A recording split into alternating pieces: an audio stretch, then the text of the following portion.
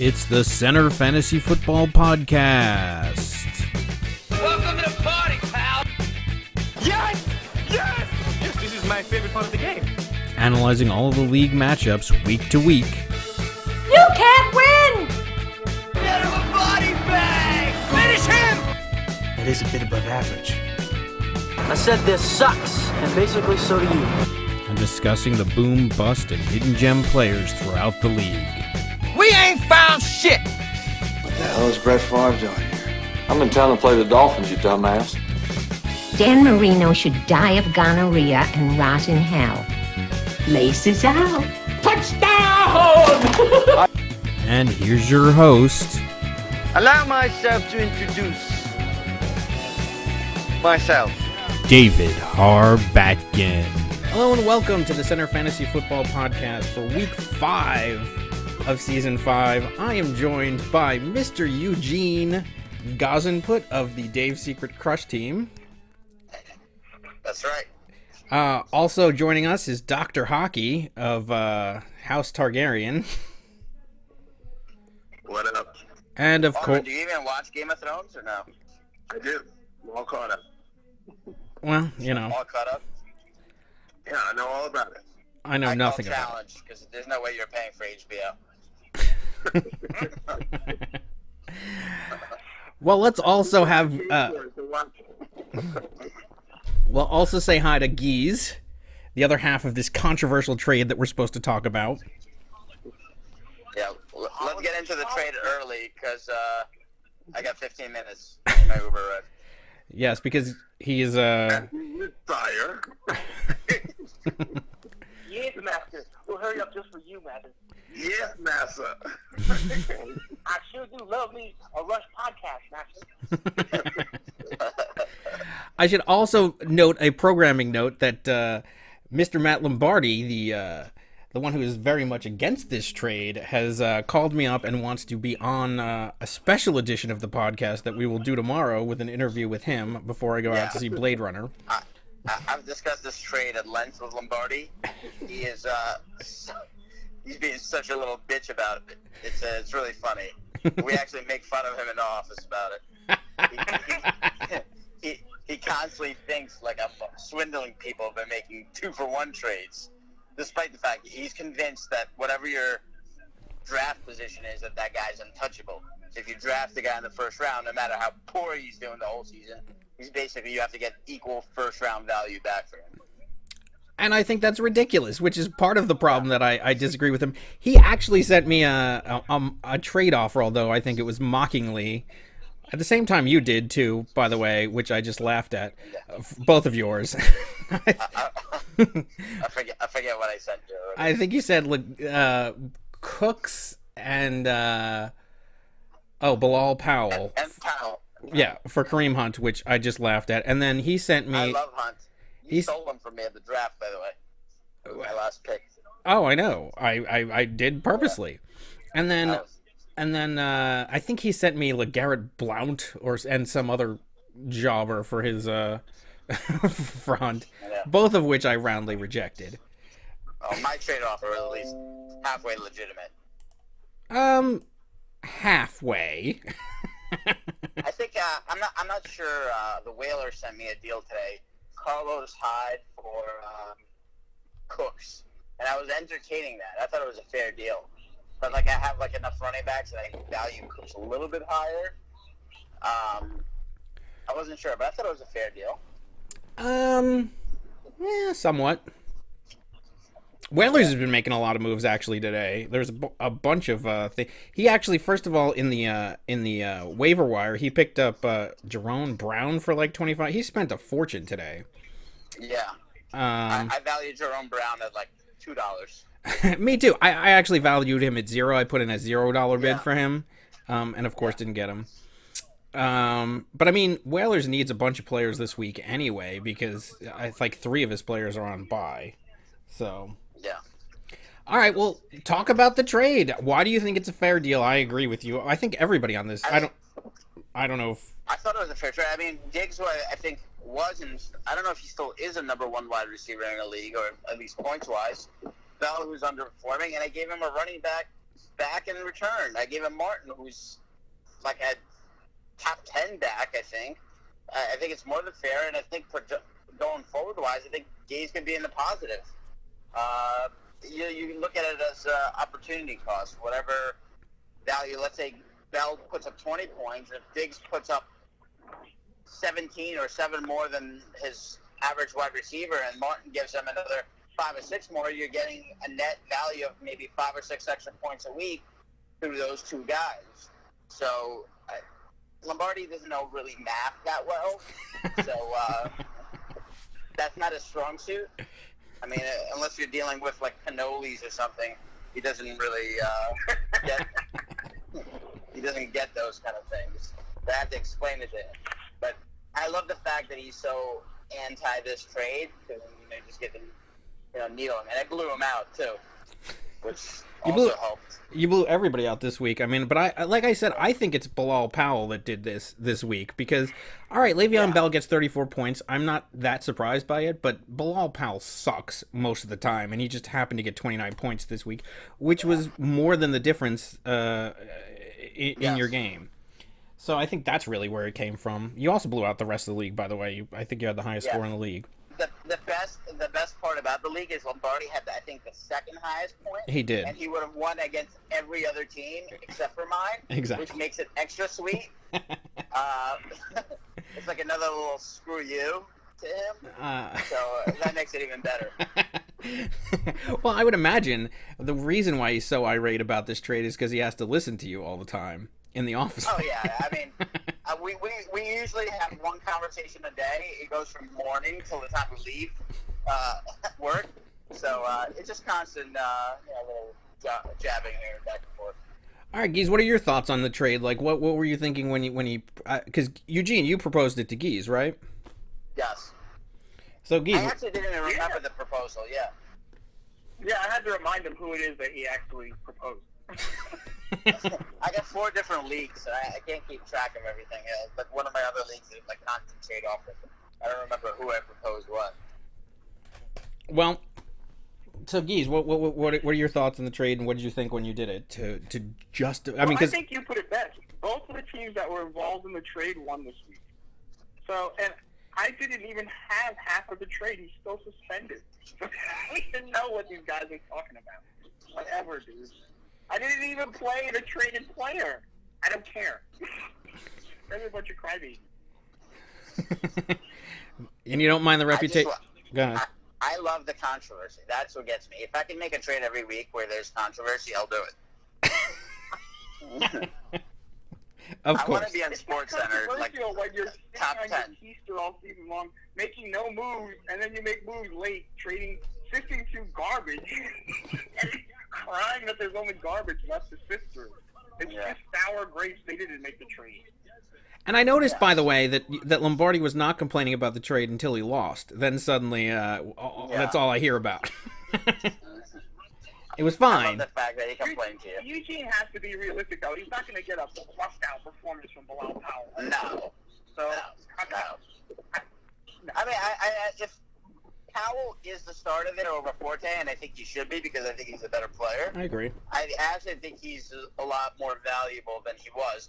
I took him thinking that he was eventually going to win that job, and I got him for really dirt cheap at the drafts because I was high on him early on in the season. I thought he was like the only Jets player worth drafting. He could actually have some value because he catches balls out of the backfield. He does a little bit of everything. He's like a Tariq Cohen before Tariq Cohen, you know? Now you're $55 man. What do you think about that? How's that panning out? Who is that, Bell? Cohen. He's $55? Is that what I spent for him? You spent 50. Yes, you did, because Geese wanted it. I don't know what I spent on him. I mean, Geese, it's not real money. It's 55 fake dollars. It's not like I'm actually dropping $55 for him. It's actually cost me nothing. If you think about it, it's nothing. Sort of. Well, Hockey, what do you think about it? You're like a third party here. What are your thoughts on this trade? What's Eugene's record prior to the trade? 1 and 2. No, 1 and 2. 1 and 2. 1 and 2. And what's Gaze's record prior to the trade? 1 and 2. 1 and 2. So, okay, right? So I don't really see the quote-unquote controversy either, right? First of all, I mean, both players are similarly situated, so it's not like some elite player or elite team is trying to pillage some team that's just playing for $5 every week, right? Right. There's equity in that position, right? I am an elite team. I don't know what you're talking about. Well, you were an elite team up until just this past week with Le'Veon Bell. But my point is, from prior to the trade happening, they're both in a similarly situated position. So it's not like one team is more incentivized than the other to swindle the other. And secondly, they both traded for personnel in which they believe that they were lacking. So I don't see the controversy at all. Frankly, make a left here. Yeah. You know, we didn't really see very much from Le'Veon Bell anyway, up until this past weekend. Yeah, Le'Veon was terrible all season. So I don't see the controversy. I think it's nonsense. I think this is an easy thing to reason how the two of them could have agreed to this. I completely agree, especially given what they're. He was in no bargaining position to swindle Gaza, and neither the other, vice versa. This is why I was asking about the records. So I just don't. And Geese. I mean, swindle is just basically another way of saying here's a job. And if you look at the personnel decisions he made, I think it's justified. Yeah, I think it helped both teams, actually. It's like a trade that's good for both sides. I agree. I think Geese had a lot of running backs and had no wide receivers. He finally got a wide receiver, and yeah, he got a lesser running back, but it's still somebody who has been suspended, so we haven't seen what he's going to do. And he's the number 1 running back in Tampa Bay, which is given Quiz Rogers weeks of points. So I don't think I think it balances itself out, and I think that the argument that it doesn't work in every situation, but I think given the positions of these two teams at the time, it totally makes sense. And look, they both win, right? Yeah, they both won. That's what I'm saying. Give me a break. Both teams won, so shut your pile. Besides Lombardi, is there anybody else complaining about it? Nick. What was I don't remember what his comment was, but he thinks that it's. Nick made a passing comment. I don't really know how much he really cares. Yeah, I know, but I don't think he cares, but I did see his comment. Yeah, I mean, I think he had. I mean, his comment was kind of like, "I don't care, do what you want," but I think this is a ridiculous trade. Basically calling Geese the Jamel of this season, which I think is highly insulting.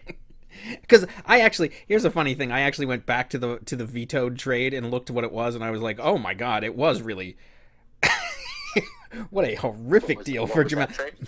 It was a deal years ago that actually caused a lot of controversy. It was like Witten and for Rudolph and Forte, like back when he was in his prime, for Christine Michael and a ham sandwich. I forgot who the third guy was, but it was absolutely I couldn't believe. But he offered it to me and I took it, and then all hell broke loose. But I mean, this is not even close to that. I think these are quality players. Yeah, I mean, this criticism is just taking a litany of jabs against Gaza. I hope you read through the lines here, Gaza. Yeah. I am 0-4, and I'm not taking these jabs. It's more like, Bell went early in the auction, and now he's being traded to Eugene. It's just a bunch of teams that would have loved to have gotten him but didn't get him, and now they're just sour grapes. When they had a chance to trade or be active, they just sat there. And now they're the first ones to run their mouths when somebody else has. But here's the thing. Bell has been terrible up until this week. I agree. He's been absolutely terrible. He really has. He's pitiful. I was tired of his crap, so I got rid of him. I'm glad he had if he was terrible again this week, would everybody be up in arms over it? No. Not even. No. No. Not even close. I think if Lombardi wins that game, nobody's up in arms about it. I love the fact that Lombardi lost. It's like, you know what? It's really hard to even criticize the trade when half of the trade hasn't even played yet. The guy was suspended. There's nothing to analyze. What are you, Monday morning quarterback? There's nothing to analyze here. You have no results to go over. You have nothing to go by. And we both won this week, so we're both 2-2. Everybody improved. And Diggs had like an average week by his standards. And Martin's going to play next week, which is going to be in the starting running back. And Jacquez like blew up last week. So if he takes on that role and he just matches those numbers, he's going to be a top 10 back going forward for the rest of the season, which is extremely valuable. And on top of that, Case Keenum has been the quarterback for Minnesota lately. Yeah. When Sam Bradford comes back from his mystery knee injury, I mean, Diggs is going to get even more numbers. And with Dalvin Cook out now, which, I mean, wasn't known before the trade, but, I mean, the numbers up for the wide receivers in Minnesota should increase. Yeah. Yes, did you see Antonio Brown kick over the water bucket when he didn't get the ball? Bell's not going to do that every week. They're going to shut Antonio Brown up next week.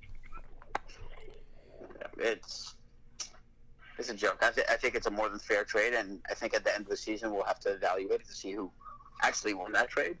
But I'm up for trading anyone. Nobody's on my team. Lombardi makes it think like you draft somebody in the first round like they're untouchable. I'm not like that. I'll trade anybody. I don't give a fuck. So that's kind of Gaze's attitude too. I mean, he's fired his entire team. Yeah, I cut 7 people at a time. I don't care. Literally fired this whole team. Literally. Gaze spent like 90% of his... I heard you just mimic what I do in your other week. I sure did. You drafted DJ and Bell? I took on Watson and Smallwood. Watson and Smallwood. Wow. You know Watson's not going to do this the rest of the way of the season, right? Hey, not so fast. All right, stay tuned, Hockey. I'll teach you. Stay with me, Hockey. I'll show you how to. I think you're going to see a guy who's going to drop some fine numbers periodically. I like Watson because he runs. Oh, yeah. Yeah, but Eugene's doing this with no help whatsoever. He has no team. There's no team. No. It's not that bad. He's got Miller and he's got Hopkins, who I have. Hopkins actually leads the league in targets, and I'm not even sure, but I think it's receptions also. He might, yeah. I mean, he's been great. I mean, he's working with nothing. He's been great. Yeah. And I got him for cheap. Yeah. So like, I've never done an auction draft before this draft, so I went into it like getting like. I ended up with a bunch of like solid players, but like I thought not a lot of superstars. You know, if you think about like the first round like value guys, yeah. But I have a lot of depth, so which is what allowed me to trade for Bell, because I traded 2 guys for 1 instead of like just getting like that one superstar guy like, you know, like a Julio Jones for like a Bell or something like that. You know, that Lombardi considers like equal value. So, like, I actually like my team going forward. I think it's an upswing. I think I have a bunch of good guys that I got, like, relatively cheap in the draft after everybody blew their load on the first-round guys. And, you know, I actually think going forward, I mean, I really like my team. I actually think you have a really good team. I thought that for a while. And I actually think that you're a good player because, like, you were the only one who really knew about Kareem Hunt. I mean, you made me bid a bunch of money for it, but you knew about him. I wish. I was saving him until my last guy because I was wondering who was going to throw him out. And it's like, if you got Jackson, he was mine. If you got Deshaun Jackson, which you were lost out on, I think Audrey outbid you for him. Nick, you had like $4 or $5 extra more than me, and I saved like 20 something when I didn't think I had like $23 or $24, and you had like 29. No. And he was my last guy. I was saving him, and like nobody was throwing him out, so I was like saving all my money for him. I wanted him all along. That was like the one guy that I wanted. Me too. And I was so pissed when you got him. Like literally, that was my last pick, and I was saving all my money for. I threw him out there because nobody else. I was furious. I was quite happy. Oh, Dave's crush. Yeah. That was like my actual real crush. I got news for you. Dave's secret crush is really Kareem Hunt because that we all know that's not true. We all know. Dave. Come on. 20 years ago. I'm gonna post like a Speedo or like a bit, beach picture, just to get you back to reality. But by all means, do it. I haven't. I need to keep Dave engaged because sometimes he loses interest. I have lost interest, but you know what? If you do post that, I mean, like we had a lot of fun with the Nicky Baby cigar smoking, picture. So I would love to have you in a Speedo to mock every week. I'm not sure what Nicky Baby's cigar smoking is, but the memes that'll come out with you. Please post a picture. I need some memes for this season. Please, I don't care what it is. I mean, I'm sure I have something on my Facebook page with me and the baby suit. I might have the kids with me, but you feel free to Photoshop them out. All right. Well, I know you have to go soon, but so before you do, let's go over the games. Let's go over your games while you're here, and then let's make fun of me and Lombardi first. That game first, just so exactly. Let's get the full effect. Exactly. Let's do your game first. So we have Eugene. Where let me pull up the game right here. All right. So we have Dave's Secret Crush. DSCs. The DSCs defeating. Where is it? What is all this? Oh, here it is. Okay, the DSCs. My computer's being very slow right now. Defeating the Saint. I have it pulled. I pulled it up on my phone. Yeah, see, you're much faster than me. Defeating the St. Louis Blues 161.40 to 146.68, the highest scoring game in the league. Obviously, your team was led by Russell Wilson with 33 points, 26 from DeAndre Hopkins, 13 from Larry Fitzgerald. That was on that last-minute touchdown, which helped me a lot, too. Bilal Powell with 29 points, which is ridiculous. Le'Veon Bell with 34.60. Fleener didn't do anything. And Cooks, of course, with 7.20. And then Lombardi had 23.88 points from Phillip Rivers, who's been terrible most of this year, but finally performed a little Absolutely terrible. I know. Keenan Allen getting 18, Mike Evans with 17, 15.8 from Devonta Freeman, which is actually less than Tevin Coleman, the backup. Lamar Miller finally got some points, getting 29 and 13 from Zach Ertz. He's been shit. Yeah, he's been shit the whole season, Lamar Miller, too. Yeah, I know. I mean, this is actually Lombardi loves him. Lombardi loves him, though. Of course, because he got him in the first round, and he's got to keep those guys. No, not first round, but second round or whatever. There's no rounds, but I mean, he got him early. Yeah. I actually think this is a better performance than usual from the Blues. I would understand why he's a little bit frustrated in that he finally had like one of the best performances of the season, and he still loses. But you also got a good performance from Russell Wilson. I mean, the last 2 weeks he's actually played really well. Before that, he wasn't. I'm not even that big of a Russell Wilson fan. I was always down on him, and usually before the season, me and Lombardi go and buy like my fantasy notebooks. I mean, I do my own research, but I talk to him about the guys I like.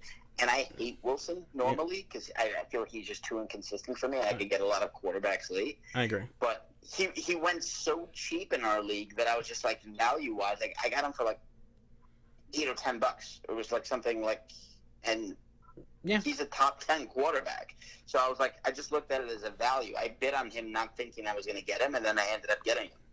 I was just trying to like bid up the other prices. So for that value, it was just like a value get, Yeah. And then on top of that, you actually had Abdullah on the bench getting 19 points also. I mean, like, if you would have played at the flex, if you would have played at the flex instead of Crooks, you could have had one of the I think the highest score in the season so far. I mean, I don't know. Everybody else is. Can we go over Lombardi's team and discuss who like are the really bad players? If that makes you feel better while you're here, sure, go for it. Yeah. Rivers and an 0-4 team has just been really, really bad.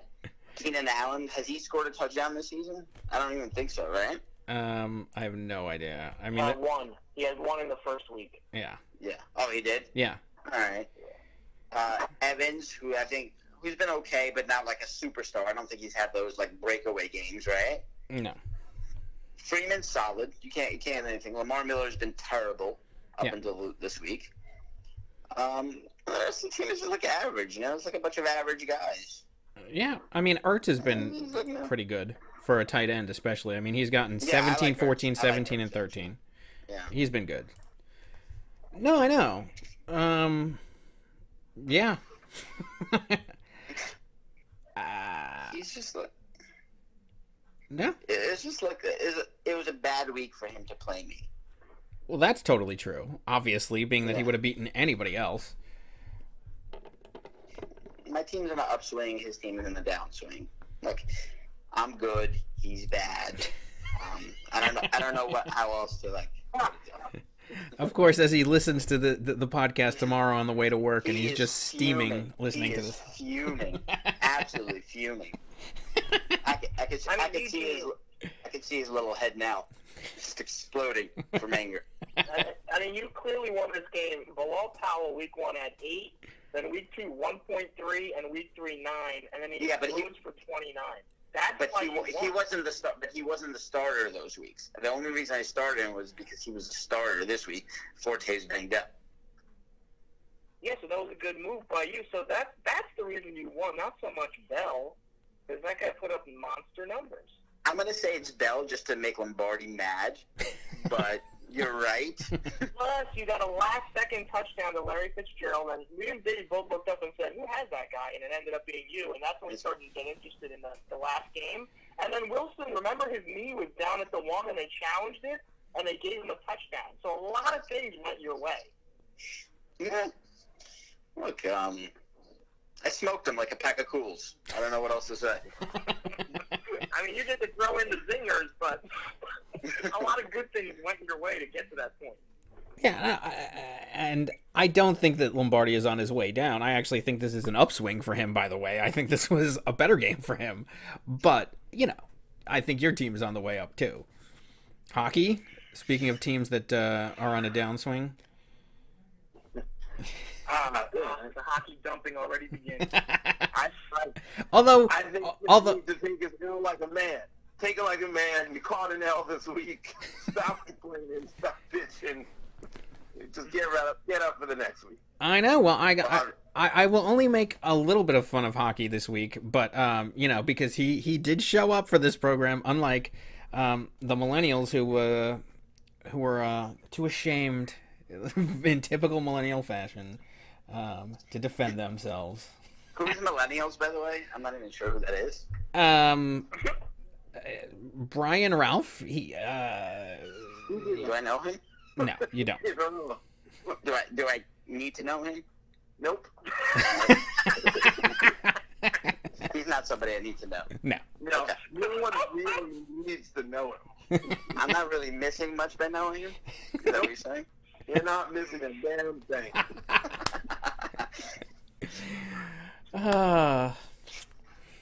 I'd love to defend him, but or somebody here to defend him, but he's not. He should be.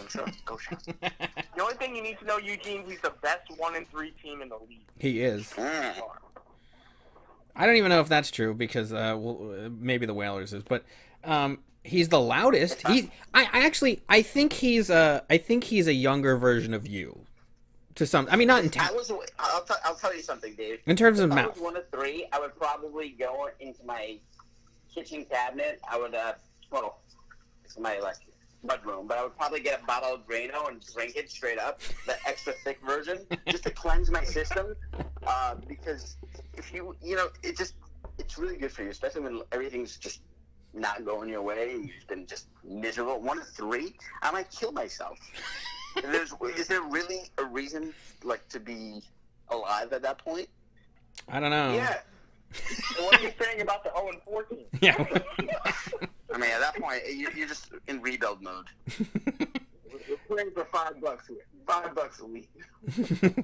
So drown yourself in a bathtub at 1-3, but at 0-4, it's just a rebuilding year. Interesting. Yeah. Interesting analysis by DSC. It's not as bad as 1-3 because at this point, 0-4, the season's over. 1-3, it's like I don't know what you're doing. It's like the season's over, but you're sort of in denial.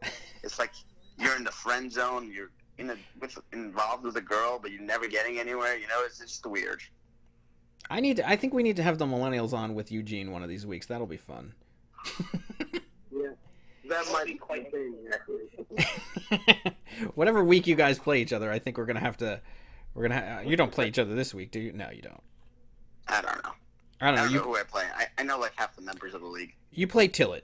You play Jimmy Kimmel. Who's Tillett? Kimmel. I'm favored by like 50 or 60 points right now. Yeah, against Tillett. Yeah, because of a lot of buys. Well, I mean, since I know you have to go, we'll do an early analysis of next week's game while you're here. So, right now, he has Matt Ryan on a bye. He doesn't even have an RB2 in there. He's got Prescott. Yeah, so he could play Dak Prescott. For the RB2, he could play Frank Gore. And he picked up Jonathan Stewart.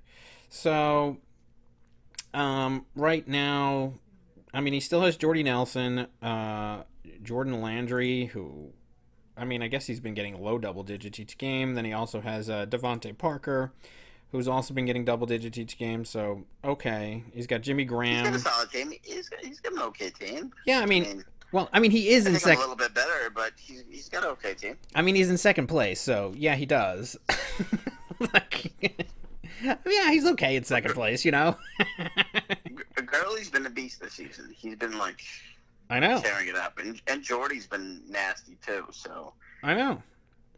I mean, he's hurt by two guys, and he had Dalvin Cook, but he's hurt by the Dalvin Cook injury, obviously. But I mean, he can plug in Frank Gore there.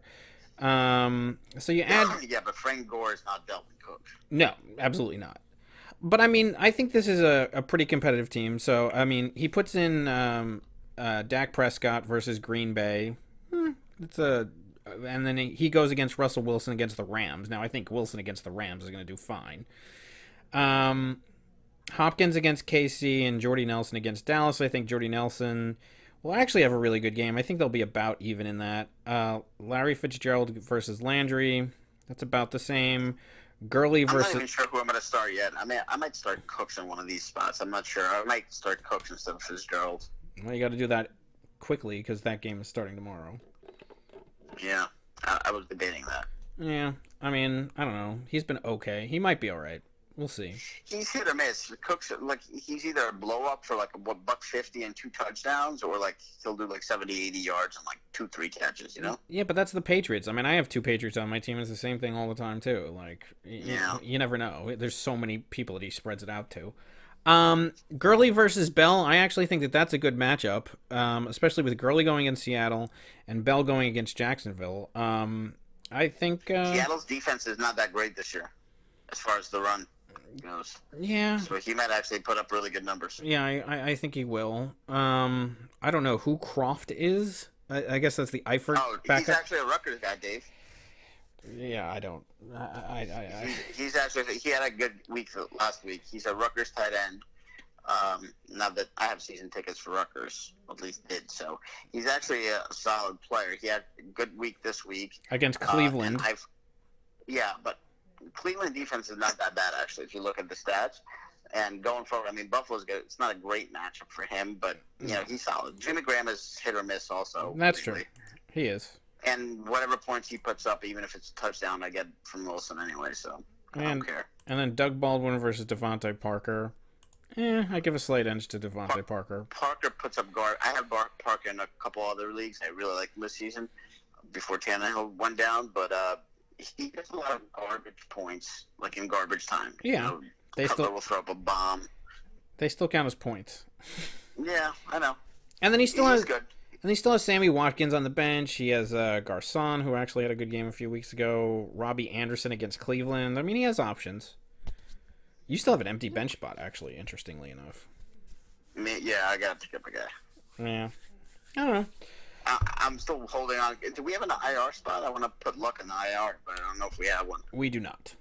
We should add that next season, but right now we don't have one. All right, so who's picking who in this game? I know who I'm picking. You're picking yourself, I'm imagining. I pick myself. I predict a win by like 35 points. I'm being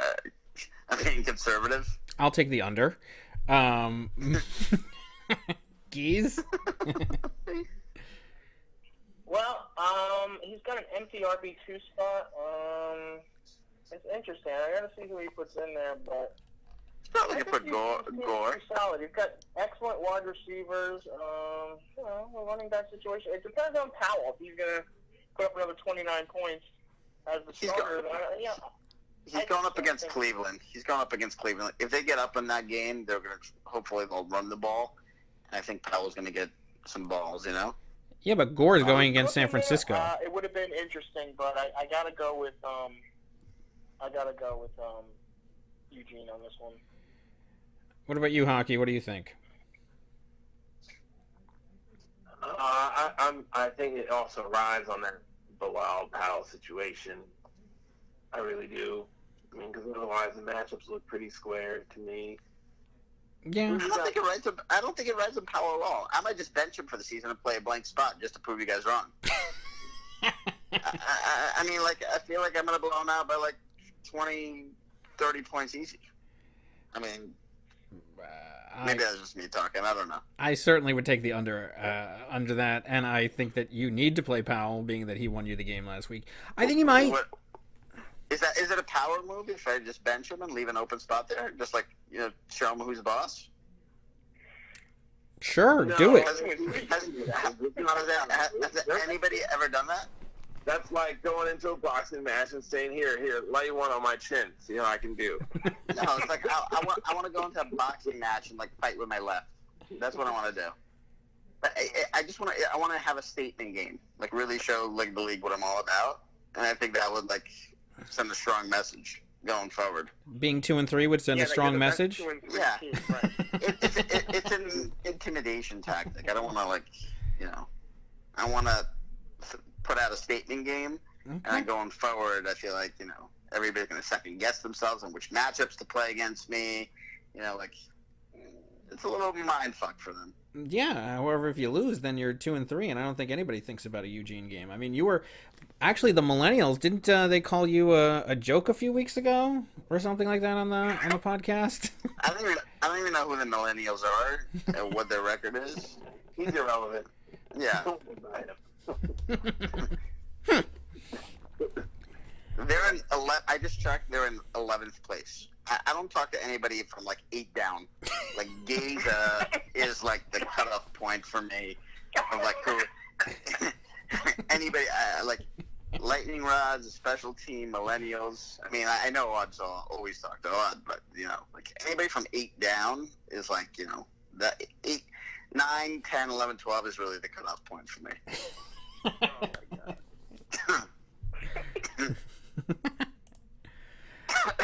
So, are you going to talk to Lombardi if he drops below 8? I talk to Lombardi every day. Just I gotta fucking rip him every day. So that's never going to change. But all right, well, it's just too much. Well, if you still have more time, we'll go over the St. Louis Blues game because they're playing the Millennials next week. Well, let's do that. All right. I really want to pick Eugene here because the way he just shits on the Millennials just really gratifies me. But I think you've got natural problems, sir. I do. I'm going with Tillett here. I mean, they are in second place. I'm actually going, provided that you actually play your running back, I'm going to go with Eugene with a slight victory. Dave, it's a 50-50 shot whether they're playing me or not right now. Well, it's a pride thing. Well, if it's a pride thing and a statement game, then I'm absolutely going with Tillett.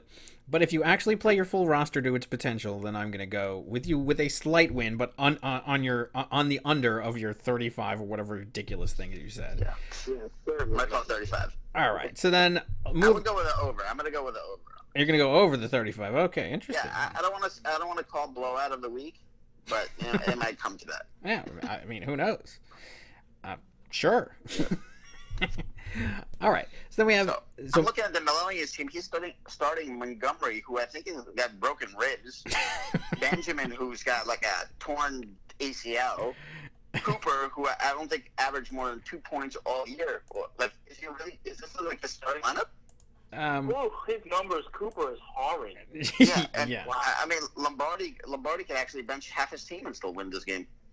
Oh, yeah, he could actually. This is one where he can box with your left hand and win. Actually, Yeah, this one he can actually make the statement by by benching some of these guys. So you got Phillip Rivers going against the Giants, Keenan Allen going against the Giants. Also, Mike Evans versus New England. I think actually Evans will do well. Lamar Miller versus Kansas City. LeGarrette Blount versus Arizona. Zach Ertz versus Arizona. I think he'll do well. Right now he's got Curse at Cleveland. Freeman on a bye. I mean, I don't think that Lombardi's team is that stellar this week, by the way. It's not that stellar. I mean, Freeman's usually his plug-in, so he loses a stud on that. I mean, he's starting Blunt over, and that's not a great matchup against Arizona. Yeah. Both for Blunt and Ertz. Right. Curse is terrible. I would probably start. I'd probably start Marshall over that. Evans is gonna have a problem. Brandon Marshall sucks. He sucks. He drops everything. He's terrible. Who, Evans? No, Brandon Marshall. Yeah, but I think he'll have an okay game. Chargers are terrible. Yeah, I mean that's true, but still, I mean, if Odell plays, then you have Shepard in there. I mean, he doesn't. I mean, I don't know. It depends on also if Odell plays, which I think he was going to. I'm gonna go. Marshall's line is gonna be like 5 for 70 yards. That's what I predict for him. Maybe. But I mean, this is an easy pick for me. I'm picking the Blues. Well, I mean, you would sight unseen. I mean, looking at Millennials team. Looking at his team, I'll tell you right now. I have no idea who Millennials is. I don't care to because he's like 13th in the league. But he's got Alex Smith, who's playing Houston, terrible matchup. Cooper, who's the worst player in the NFL. Benjamin with an ACL. Montgomery with broken ribs. Howard, who's probably not even the best back in that team. Delanie Walker, who's okay. Cobb, like the third or fourth best wide receiver in that team. I mean, like, he's got a terrible, terrible team. I mean, is there a way you could forfeit the rest of the games next year to get like a 10 extra auction dollars, or is that not part of the league? No, I mean, his personnel is really atrocious. It really is. We gotta I gotta get the Millennials on with Eugene. That would be so much fun.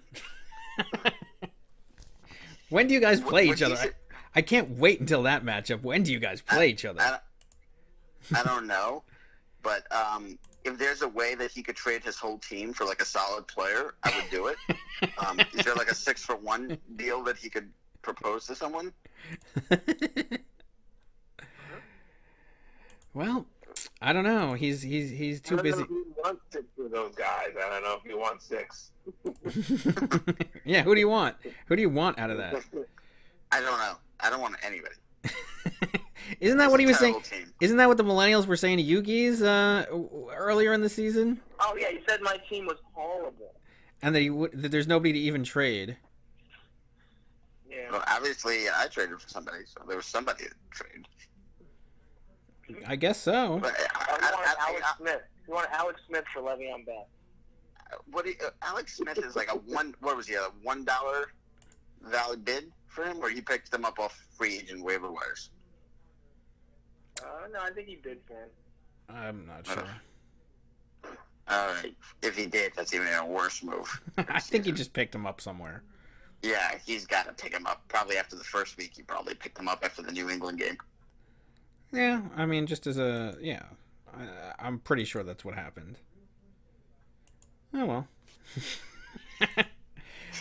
All the love that the Millennials are getting. So much fun.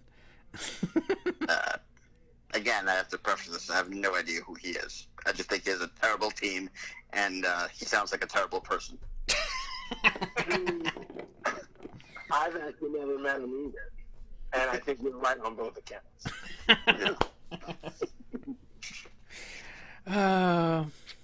See? This is why... All right, you gotta go? On that note, I'm going to go. But I'll be listening to the podcast early in the morning. And all right, that's fine. Thanks later, guys. Thanks for joining us. All right. Peace. Bye. All right, bye. All right. Well, let's certainly entertaining. I think that those two would be a perfect addition to a podcast. That would be so much fun. I can't find what week they play each other. Did they play each other already? Did that happen? Is that did we miss out on our opportunity? They did. They played each other in week 3. Damn it. And Eugene, of course. Oh, man. And Eugene crushed him 154-91. That would have been, yeah, because that was the week that the Millennials really ran their mouth a lot, and then they lost to what was the worst team in the league at the time. So, and I think that's when he called him a joke. We'd have to go through the archives, which you could barely hear anyway normally, because the Millennials is usually in a concert venue or something. Anyway, all right, so let's go on to the other games of the week. So, all right, we've done 2 of them now. Well, let's actually go back to last week's game. You want to just talk about our game hockey while we're here? Get this one over with. I mean, look, it came down to the last game, the last Monday night game, and it didn't go so well for House Targaryen. I mean, technically that's true, though. 3 of the 9 players for me, 3 of my best 9 players were playing in that last game. So, yes, it did. I mean, yeah, I actually think that this, I mean, first of all, this was shockingly the biggest blowout in the league this week. So there were a lot of close games, because I didn't think that this one felt like a blowout by any stretch of the imagination. I also made the mistake of dropping the Rams kicker the week that he goes off. Now, I've gotten him back. I've paid my penance for doing that by paying $10 for a kicker again. But, you know, had I done that, I would have beaten you on Sunday night with still 3 of my best players to go. Now, Thompson had a terrible game. He only got 1.7 points, but he was rescued by Kelsey with 24 points and Kareem Hunt, who got 16.1 without even a touchdown. Other than that, what's that? I probably would. I was on the verge of not playing Murray at all, and going with Ellington. I mean, still, I probably should have had 14 points more. Right. Than what but it's just all one big disaster. I mean, also you lost some points. What happened with hockey? Julio Jones is like, what are you looking at? He's not performing this season at all. And he was at all. It's been. Didn't you say somebody offered you a trade for him? Yeah, he was very super good. Who did? What was the players? He's pitching Cooks and Sneed. Eugene? Yeah. What did Sneed? Well, Cooks, let's see. Cooks got 11, 6, 32, and 7, so he's very inconsistent. Sneed, first of all, he's questionable. Coming back from a 3-game suspension, Sneed picked up a hamstring injury, so he hasn't even played yet. And he's on a bye this week. I don't know. I mean, Julio Jones, at least for name value, you could get more for him for that. But I do think that, you know, it's certainly somebody you might want to consider shopping.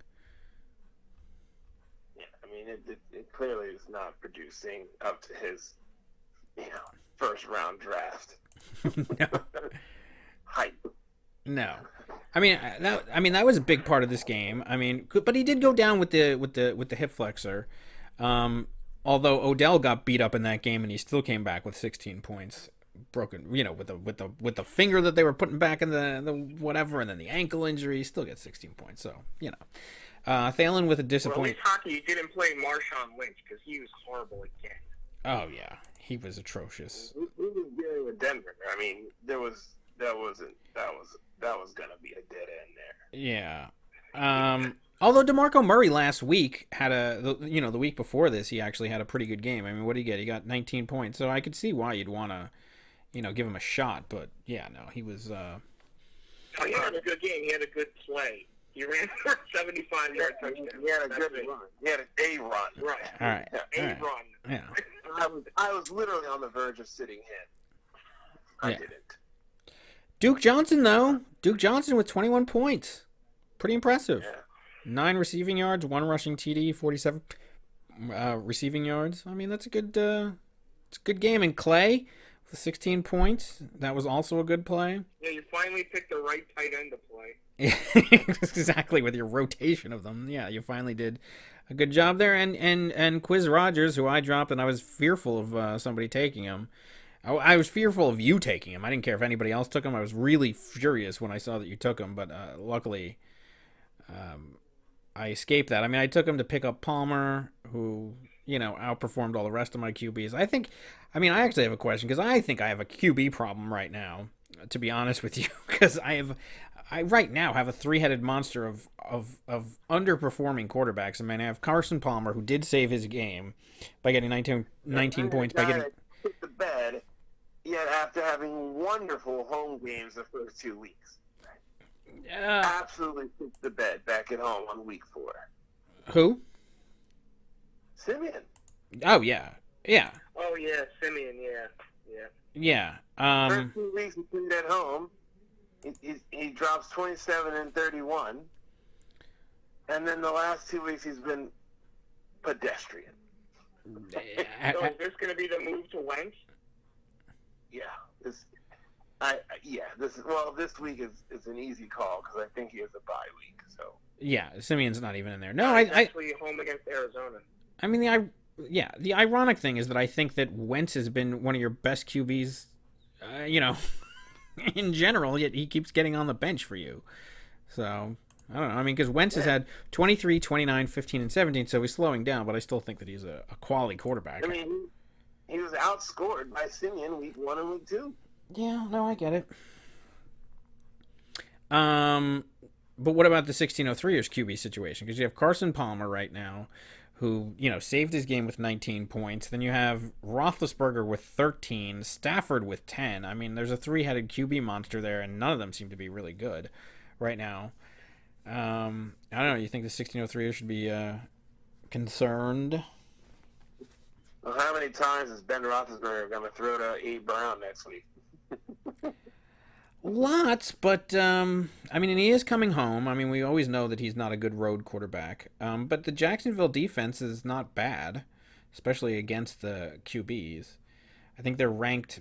I think they're the best ranked defense against QBs. I mean, you saw what they did to not that Flacco was that great, but you saw what they did to him in London. I mean, he got negative 0.88 points. So, I don't know. I think I'm going with Palmer this week, but I don't love holding on to all these roster spots with all these players. So I don't know.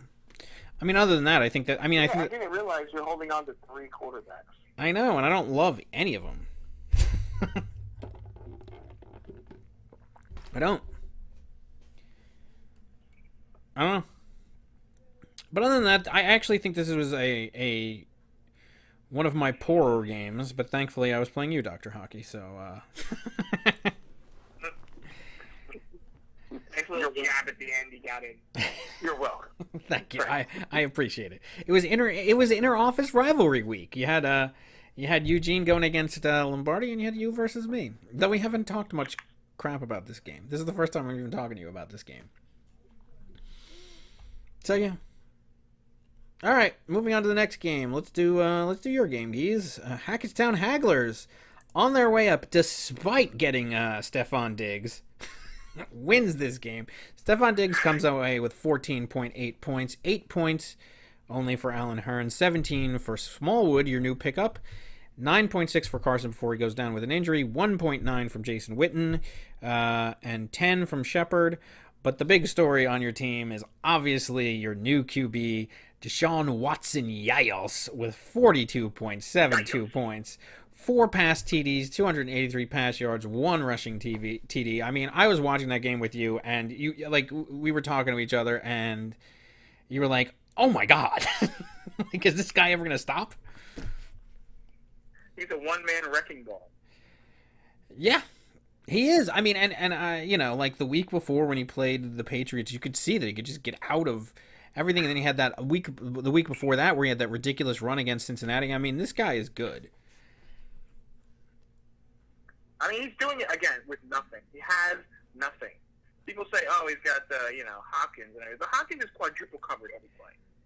I mean, they know it's going to Hopkins. It's no secret. So he's basically scrambling for his life, and he's faster than everybody. He's like a tiny Michael Vick with no team around him. He's no talent. Very Michael Vick-like here. Yeah. Yeah, I agree.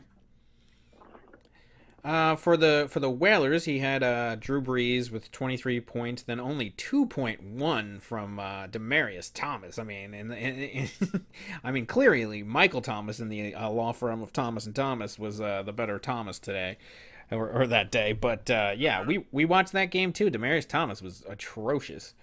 And Crowell, Crowell just hasn't been. Let's look at his numbers all season long. It's 10 in the first week, but then 3, 7, and 3. It's been Duke Johnson.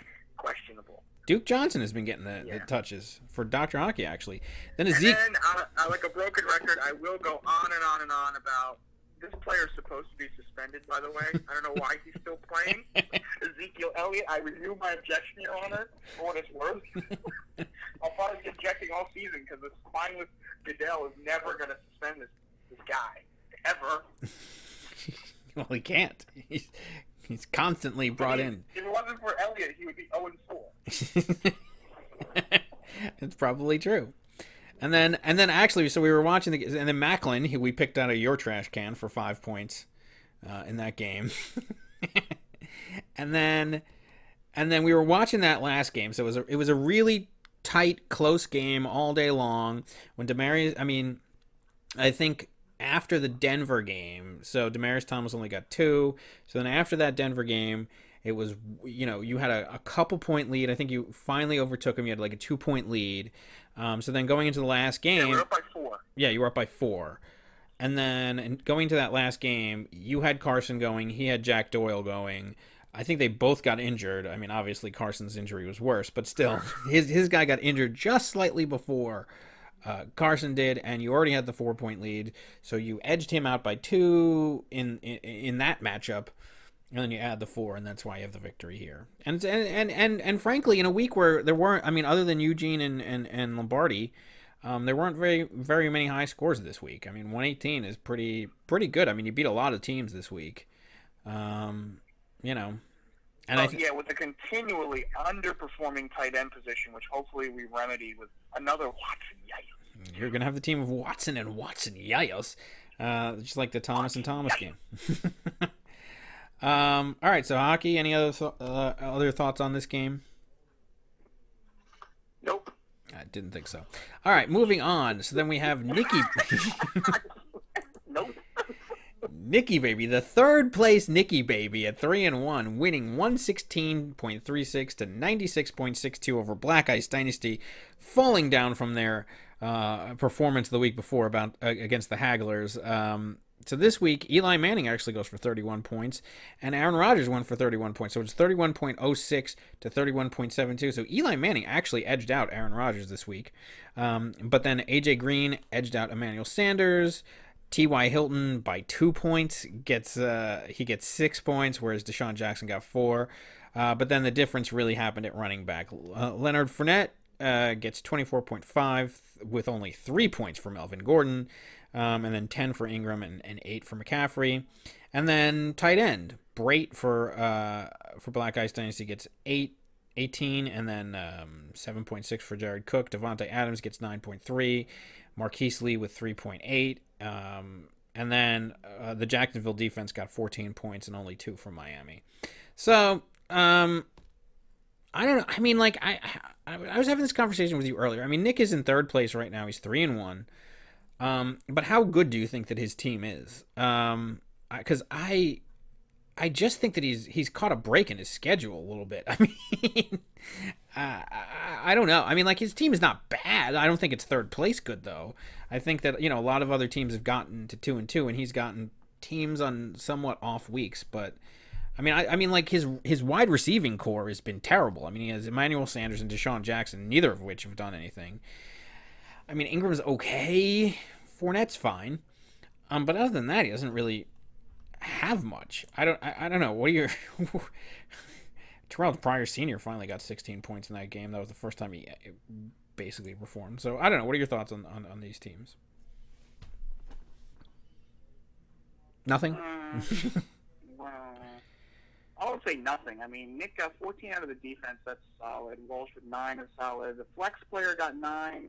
Cook 7. And Nick really, like, if he has any weaknesses, it's the wide receiver tandem has just not performed. And I mean, you could put Crabtree and Pryor back in there. It's the same.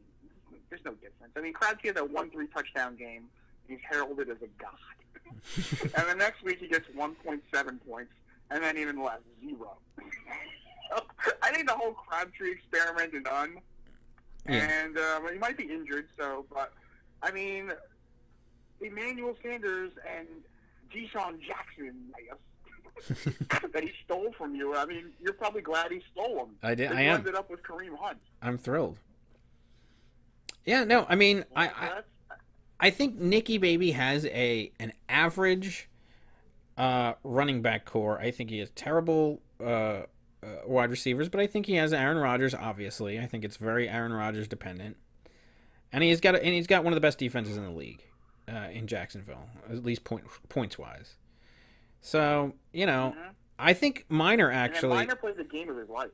He did, but look, he's made some good moves. He picked up Kamara in New Orleans, who went for 25 points.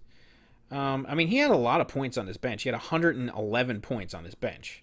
So, I mean, this was certainly a game that Miner could have won. So you can't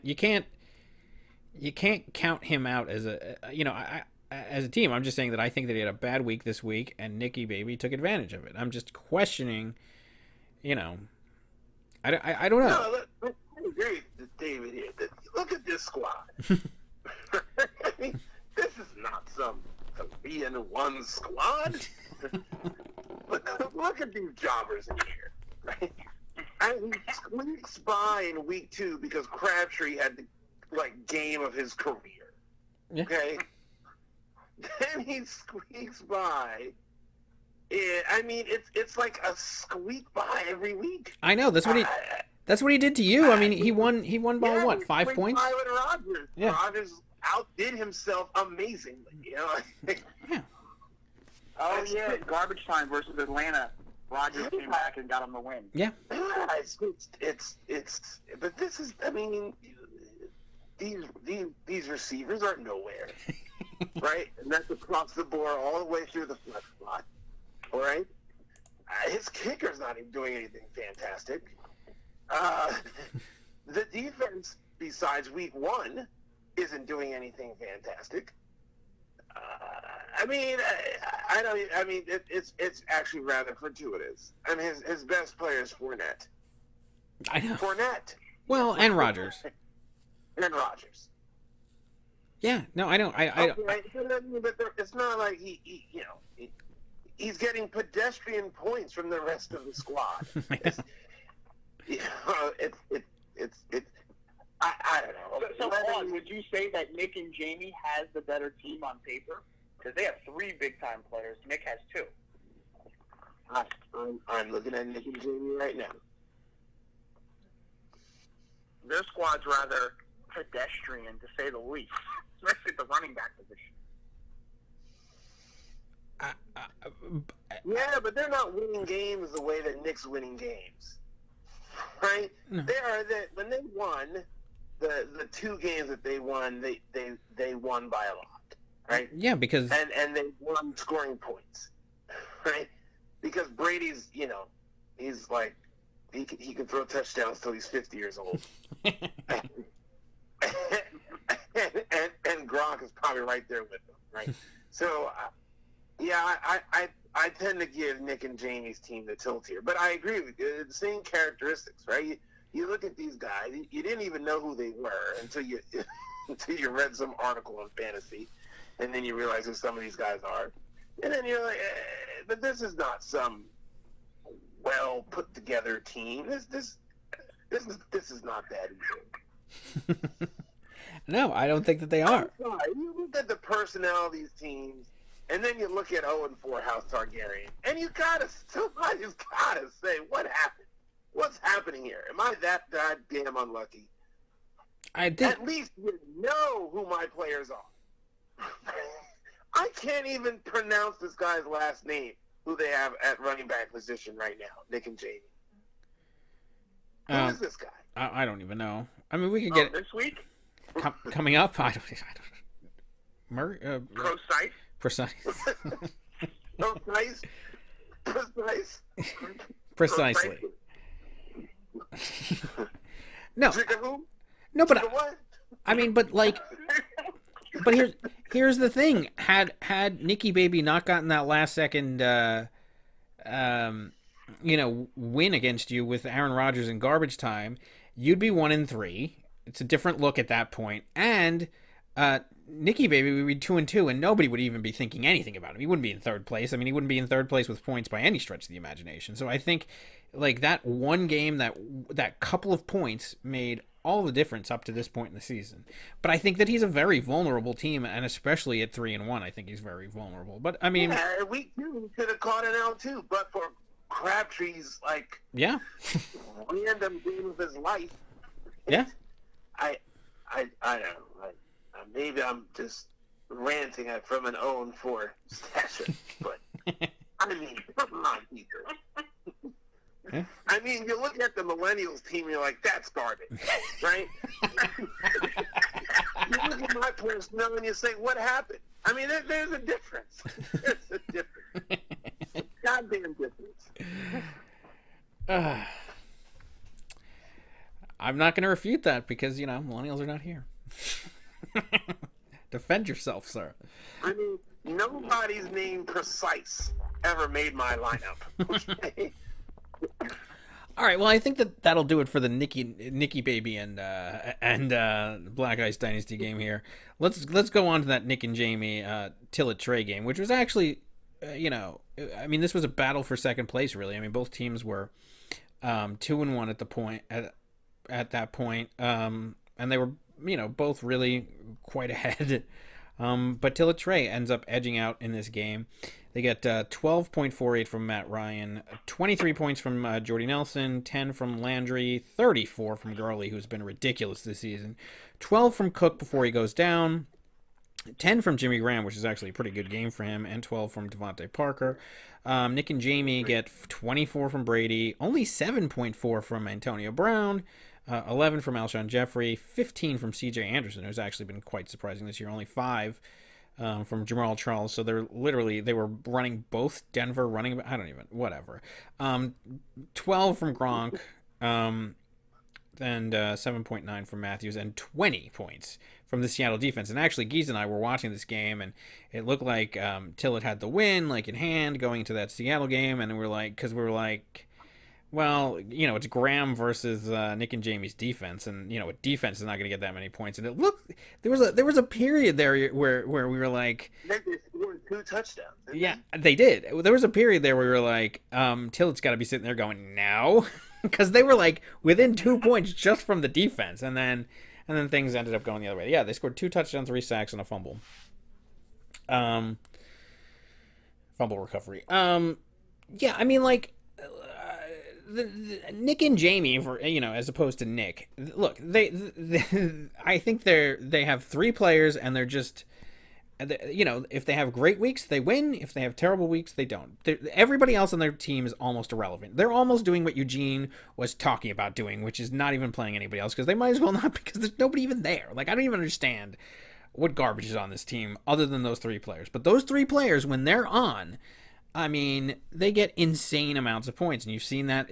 When they win, this is a boom or bust team if I've ever seen one. When they win, it's because Brady and Brown and Gronk go off, and when they lose, those players don't have a good game, and that's what's happened here. Tillett Trey is also.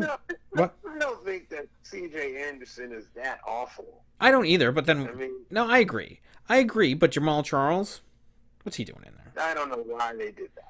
I don't know. Yeah, yeah. I mean, C.J. Anderson. Hockey, wait till you see next week's matchup. They're on a bye this week. Yeah, I know. So placements are questionable. Yeah, well, we'll get into that with Precise and everything else. But let's look at Nick and Jamie's team first. Now the Dalvin. I mean, look, I think Tillett Trey team. Tillett Trey team is actually. they've been one of the better teams all season. They've had certainly games where they've gotten a ton of points. I think the Dalvin Cook injury is really hurtful to them because they've been getting massive production out of their running back core of Gurley, who's just been phenomenal all season long. I mean, every week he's doing hurdles over players, like literally just jumping up over them. And Dalvin Cook was great, and that's a loss that they're going to feel. I mean, like, yeah, they can put in Frank Gore, but it's still not the same. So, but they got the win this week, which is important, and then we'll see, going forward, how much that affects them. I still think that they're a good team. This is one of the higher scores of the week, 125, surprisingly. The scores have been down so much this season. He's a good team. The guy's got a good team. Yeah, he's got You're looking at it all, he's got a good team. Yep. This is not like the millennials. This is actually a good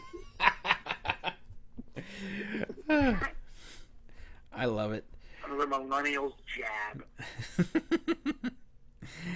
All right, so anything else on this game or these teams for now before we get into the next week's games? Yeah, I agree with Hockey. This is a well-rounded team. Okay, well, let's talk about the millennials then. Your favorite subject. What's to talk about?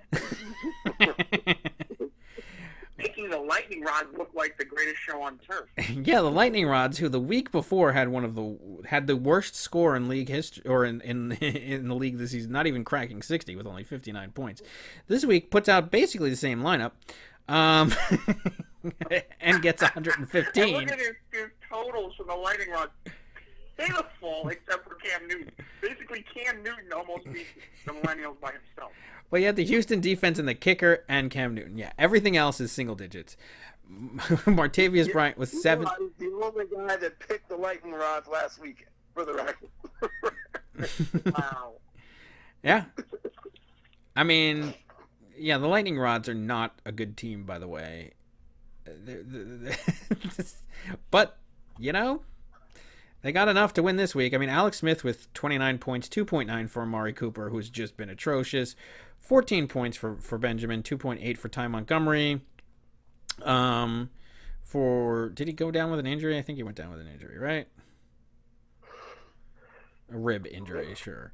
And then Jordan Howard, who actually, he looked like, he looked in a danger of his job with Cohen. But he seems to be keeping it with numbers. He got 1 rushing TD, though, which really helped, in 53 rush yards and 2 receptions. Delaney Walker, who's fine, but he only gets 8 points. And then Randall Cobb with 14 points. But, yeah, I mean, Derek Carr also went down with an injury, his backup QB. I mean, he left 34 points on the bench. I mean, it's looking bad. It's looking bad in... Atrocious. What's that? It's atrocious. I mean, I don't even know how he ever patted himself on the back. There's nothing compelling about this lineup at all. At all. No, there's not really anybody to really look at and go, wow, that guy can carry the team on his back. I mean, these are all just up and down the roster. This is a bad-looking team. It's not even like you look at this roster and you say, oh, someone is really underperforming. You don't even have the expectation of performance from anybody on this roster. Well, Amari Cooper. I think Amari Cooper's underperforming. Except for Cooper. I mean, his stats are atrocious. Yeah, but he's underperforming. I mean, you can't say, like, he wasn't supposed to do well. Well, now he's injured and his quarterback are injured. And Crabtree are injured. The whole team is injured. Yeah, they're in a free fall. The whole Millennials team is in a free fall right now, and I haven't seen many moves taking place to try to rectify that. Except his laughable trade offer. Yeah, but and this is the guy who said this was an easy league, right? Yeah. Well, right now he's sitting at $198 in the waivers. So he spent $2, and it shows. He made 6 moves. Well, when you have a team like this, why would you try to do anything to improve it?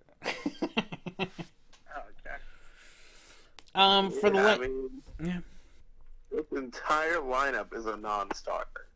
Yeah, for the lightning rods, I mean, I think first of all, he keeps making the mistake, I think, of not playing Des Bryant. He plays the wrong Bryant every week. I don't know what I just don't know what the lightning rods are doing. They're not very good either, by the way. I mean, and if Cam Newton doesn't have this kind of game, I mean, they could have lost this game too. I mean, I think Ajay is a bust. People had huge expectations for this guy. Yeah.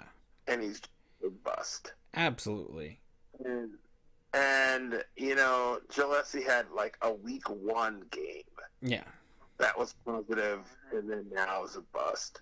Yep. And then he's got some other people who, at best, should be streamlined as like your 3rd or 4th string option, yet they're somehow appearing here in the lineup.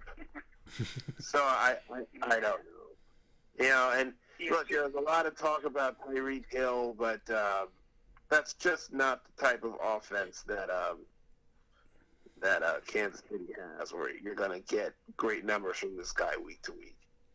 I mean, you can on certain weeks, but yeah, I mean, you're not going to get the week in and week out performance. Though, I mean, I will say, I mean, look, he got 26 points and then 8, and then 20, and then 8. So he goes against Houston this week. We'll see. I mean, like, you know, every other week he seems to do fine, but you know, when he has a good game, he has a good game. But I think a lot of it's touchdown dependent. I think that there's, you know, and you see the difference. I don't know, but I mean, this whole game was Cam Newton. I mean, let's not kid ourselves. This was all Cam Newton and the kicker and the defense. So like, he doesn't have that. I mean, he gets 40 from Newton plus 19, so that's 59 points, and then another 15 from his kicker. That's 75 points from those 3 players. And everybody else is garbage. I mean, as bad as the Millennials are or whatever, they at least spread out some double digits somewhere. You know, they got 29 from Alex Smith, they got 14 from Kelvin Benjamin, and they got 14 from Jordan Howard and 14 from Cobb. So at least, you know, there's a semblance of depth there as opposed to nothing. I don't know. No, I mean, both lineups here are not particularly exciting, and nobody in their wildest dreams would have thought that Cam would have dropped 40 on New England. No. No. At New England. Nope. Yeah, I know. But that moves Gaten Casimir to 2-2, and you know, theoretically, he's still in the mix in terms of record. I mean, and the Millennials are only 1-3. I mean, they could do something to try to improve their team, and then they could, you know, try to salvage their season. I mean, there's still time for them to do it. I mean, they're only 1 game back of most of the teams in this league. I mean, you know, but I don't see any moves happening there. I mean, like, as much as you're a madman hockey, I still see moves happening. And even though you're at 0-4, frankly, you're 2 games back of most of the teams in the league. So if you could piece together something, you know, maybe you can turn it around. I but think I pick off against the lightning rods here. Yeah, I know you do. So this is when you really need to start doing that. All right, did we go over all the games for last week? We went over our game, Nikki Baby's game, the Millennials. We went over your game, Nick and Jamie, and all right, we went over all the last games. So let's go over next week's games now. So we'll start with your game, Dr. Hockey, as you take on these lightning rods. House Targaryen versus the lightning rods. Right now, the projection is 124.27 to 108.75. You're starting Wentz, which I think is a smart move. He's starting Newton at Detroit. That, I think, could be a troubling matchup. But I think Wentz will hold his own to some. I think Newton will do better, but I think Wentz will be okay. He should be, at least. Martavius Bryant versus Jacksonville, I don't think is good for him, but Golden Tate has not been doing much either. So, I don't know. Tyreek Hill. Oh, did we lose hockey? What's happening here? Hold on. I think we did. Hold on one second. All right. We lost hockey there for a second, but we're back. All right. So we were just going over your team, your game between you and the Lightning Rods. So Wentz and Newton, I think that Cam Newton, depends on what kind of game he has this week. Bryant versus Jacksonville, I don't see much from there. I don't see much from Tyreek Hill going against Houston, and you have Richardson going against the Rams. I don't know. Who would you give the advantage to there? I'm not sure. Duke Johnson versus Jay Ajayi. I mean, Jay Ajayi is getting 14 points as a projection. I don't think that's going to happen. Whereas Duke Johnson's going against the Jets. I think you have the clear advantage there. DeMarco Murray versus Mixon. Mixon's going against Buffalo. He's not going to get anything. If you play Murray, that's a problem too, although he's going against Miami. I don't know. Clay at Cincinnati, I think that's a good matchup for you. Rudolph against Chicago, that's also a good matchup for him. And it looks like he's finally playing Dez Bryant versus Green Bay, and you're playing Ellington at Philadelphia. So, I think a lot of this is dependent on Golden Tate. I think he can have a better game than Bryant. I'm going to call the upset here. I think I'm going to go with House Targaryen in this game. Ooh. I don't know. What do you think? Well, I think it's about time hockey played Carson Wentz. I mean, he's been playing Trevor Siemian, die hard, and it's just not happening. Wentz versus Arizona's decent. I would get DeMarco Murray out of that lineup in a hurry. That's just he had a run in his big week, a quote unquote big week.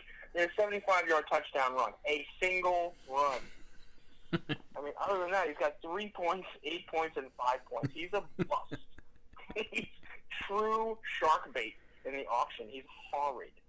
Ellington doesn't give you much more of a punch either. I mean, I think this whole running back situation needs to be reshuffled. Definitely after this. You need to do what I do each week. Just throw it all out the window, especially in the running back situation. Well, Richardson's an interesting pickup. And Tate, I think our back is right. All hinges on Golden Tate. And he's every other week Tate either explodes or puts up a dud. He's feast or famine. So he's due for a big week now, so we'll see. But I actually think Ellington's fine. I mean, he started out with 5 and 5, but then, he's gotten 13 and 19 the last 2 weeks, and that's without a touchdown. So I actually think Andre Ellington is not a bad play. I think he should maybe move him up to the RB2, and then consider putting in a flex of, I don't even know. This is just such a horrific bench. I don't even know who you put in there, but I don't know. You have Quiz Rogers, who's not even going to probably play. Julio Jones and Simeon on a bye. Lynch versus Baltimore, no thank you. Jesse James, the outlaw Jesse James, should be outlawed from this lineup. And then Evan Ingram going against the Chargers. I mean, maybe Ingram, but do you really want to go with 2 tight ends? I mean, you have so many, why not? But I don't know. I think it comes down to Golden Tate and then whatever you figure out for your flex. I don't know. Well, luckily the Lightning Rods is a good test for him because they're not too overpowering. And I think the running back situation, Ajayi this year has been a complete bust. Yeah. And Mixon hasn't gotten it going. Even though they have a new offensive coordinator, it's yet to be seen if they can even run the ball. And they're going against Buffalo and this finally week. Playing Dez Bryant. And they're going. Buffalo's a horrible matchup. Yeah. I think if you could figure out what to do you put up Ellington in the RB2. I think I'm fine with that. But if you could figure out a flex to compete here, I think you could win this game and finally get off the schneid. And to be honest with you, these next 2 weeks are just absolutely huge for your team because you play a vulnerable Lightning Rods team this week, and then you play the Millennials for your life. So I don't know. What are your thoughts, Hockey? I'm going with House Targaryen. Well, I know you're going with House Targaryen, but I'm just saying. This is the week where it all comes together. That's what you said last week. All coming together this week. This is the week. Well, you're not playing hard backing. This is a completely different lineup you're playing now. I think it comes together enough for you to win. If you find a flex, are you going to play Murray? I don't know. I mean, all right. Your thoughts on the lightning rods in this game? What do you think? I don't see Cam running it back on another 40-game drop. I think we're going to see Cam back to normal, and this is a win for House Targaryen. It's kind of what I'm thinking too. And I think that changes the entire complexion of the season, and then you can go 1-4 into your game with the Millennials, which I know that you are looking forward to. Absolutely. All right, let's move on to the next game, which is the Millennials game. As they take on the St. Louis Blues. We already kind of discussed this game, but let's just pick it up again. Right now, the projections are about even, but yeah, all right, so you have Phillip Rivers against the Giants, Keenan Allen against the Giants. I think they'll do okay. Mike Evans versus New England. I think he'll get a lot of points there. Lamar Miller versus KC. I think he'll do okay. LeGarrette Blount, nah. Ertz, he'll do fine. Javon Curse at Cleveland. I mean, okay, just because the matchup. And he doesn't really have anything on the bench for the most part. The Millennials, I mean, he's still starting Amari Cooper. Is he even going to play? And if he does, he doesn't even have anybody to throw to him. Maybe he gets in Marvin Jones in there. I don't know. He picked up Eric Decker, it looks like. Aguilar, maybe. I don't know. Maybe he plays Aguilar. I just don't see the Millennials winning this game. Which would put them at 1-4. Which would mean that it would be a 1-4 versus 1-4 matchup between the two of you. I can't wait to hear about that if that happens. Anything else to say about that game? Since we already basically went over it before when Eugene was here. I mean, yeah, no, I'm not. What's that? Yeah,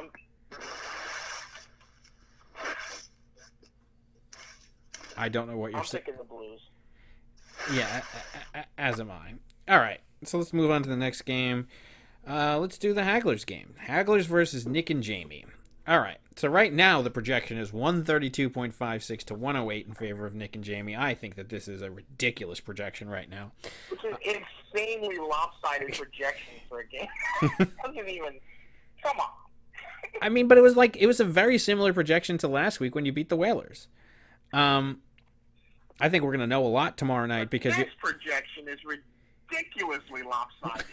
I agree. I think it's absolutely ridiculous. We'll know a lot tomorrow because you have Brady going against Tampa Bay and Gronk going against Tampa Bay. So if they can't perform tomorrow night, then this game is over. Other than that, Antonio Brown going against Jacksonville. It's a difficult game for them, but I mean, obviously you had Antonio Brown and Roethlisberger talking about, the performance last week. So I think that they'll get on track. I think Antonio Brown will have an okay game this week. A bounce back game. You have Sterling Shepard going against the Chargers. I think it's dependent on how much Odell plays. If he does play, it looks like he probably will play. But he may be more of a decoy, which might give Shepard some more points. But I think he'll do, he'll get into double digits. Then you have Alshon Jeffrey versus Bunches of Funches at Detroit. What has Alshon Jeffrey been doing this whole season? 8, 22, 9, and 11. So he's been one of those every other games. He's due for a bad game. Bunches of Funches. Let's see. He's had 4, 10, 9, and 26. He's going against Detroit this week. He's been a back and forth player too. I mean, a decent matchup against Detroit, I guess. I don't know. Wendell Smallwood versus Procease. They're both questionable. First of all, is Smallwood gonna play? What's the? He's got an out of nowhere knee injury this week. Yeah, I think he'll be fine.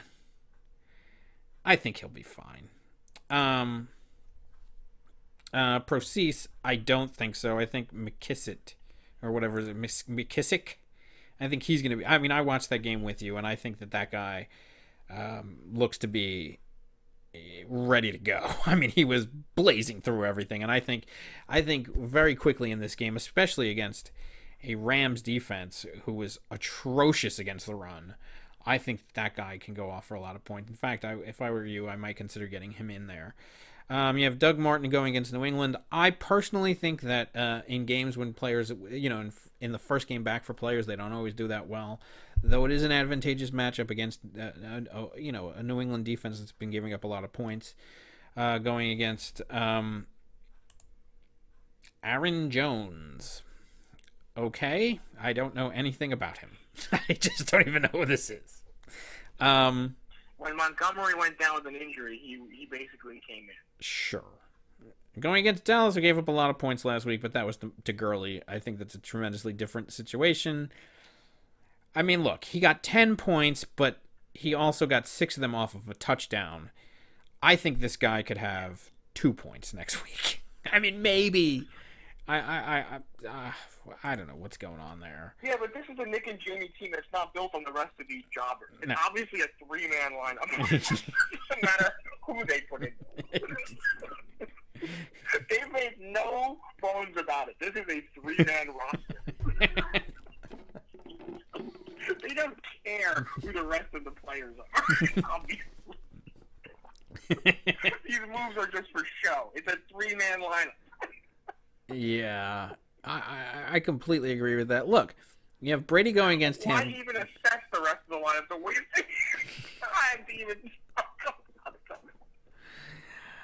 I mean, look, I think that Deshaun Watson can certainly keep up with Brady. So let's look at his 3 players. Yeah, Watson can keep up with Brady. The other Watson going against Oakland could probably... I mean, he's not going to keep up with Gronk, although he could, depending on what kind of game he has. But, I mean, he's the number 1 targeted receiver over there. I mean, he got 17 points, 10 points, and 9 points. I think he'll be okay. I think he'll have less than Gronk, but I think that he'll do all right. Diggs at Chicago, I think that's a great matchup. An army of people trying to keep up with Antonio Brown. Yeah, I mean, basically, it's your whole team trying to keep up with Antonio Brown. Is basically what it is, and I think they will. I think they will, and I'm going to pick the Hagglers in this game, even though the projection, I guess it's technically an upset, but no, I'm going with the Hagglers in this game. A lopsided projection. So, Hockey, what do you have to say after I was your lock of the week to lose last week? Pretty insultingly. What do you have to say this week? I mean, nobody saw you picking up a god. A rookie god in fantasy. I'm sorry that we missed that. All right? I mean, look, sans the rookie god, my pick would have been just fine. Right? But now that he has a god on his team, what do you think? Now that he has a living god on his team, a fantasy god, it becomes very interesting. I'm picking Hackettstown this week. Oh, you're on the Hackettstown train. You're on the L train? No, it's really the Watson train. That's the real. There's 2 Watsons there too. Yayos. I think we're all. I guess we're all going with the Hackettstown Watsons. Yayos. Yeah, that's really what they should be called. Yeah. Watson Amsterdam. Yeah. No, I completely agree.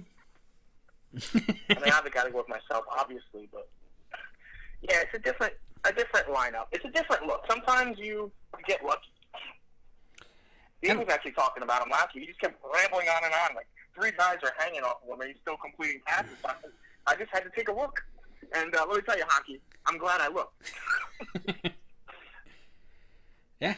And in addition to that, look, C.J. Anderson's on a bye, so that's a guy that gets them some points every once in a while. He's not even going to be able to add to his 3 guys. So, I mean, I just think that this is...